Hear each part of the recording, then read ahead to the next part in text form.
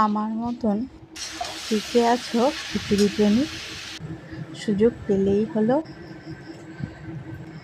খিচুড়ি খাওয়ার জন্য একদম সবসময় রেডি থাকি, যে কোনো পরিস্থিতিতে, যে কোনো সময়।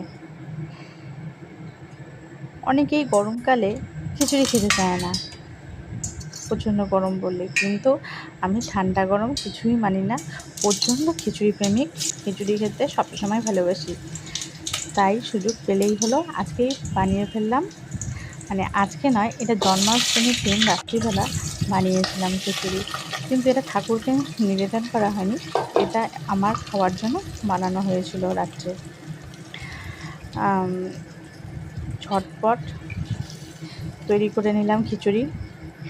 ফেসবুকে সবসময় দেখছিলাম জন্মাষ্টমীর দিন সবাই মানে ভোগ নিবেদন করেছে ঠাকুরকে, তা সেটা আমার পক্ষে হয়ে ওঠেনি ঠাকুরকে নিবেদন করা।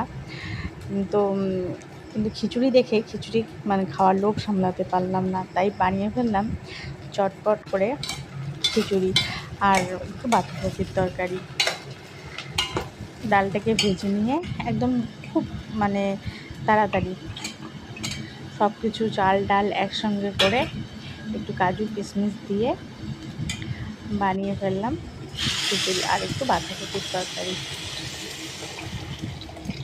খেতে কিন্তু দারুণ হয়েছিল। আর আমার মনে হয় যেটা না ঝটপট করে করা হয় সেটাই টেস্ট হয়, আর যেটা না ভাবি অনেক সময় নিয়ে করি, অনেক করে মানে সেটা না অত টেস্ট হয় না, কিন্তু যেটা ঝটপট করা হয় খাওয়ার জন্য সেটাই বেশি টেস্ট হয়।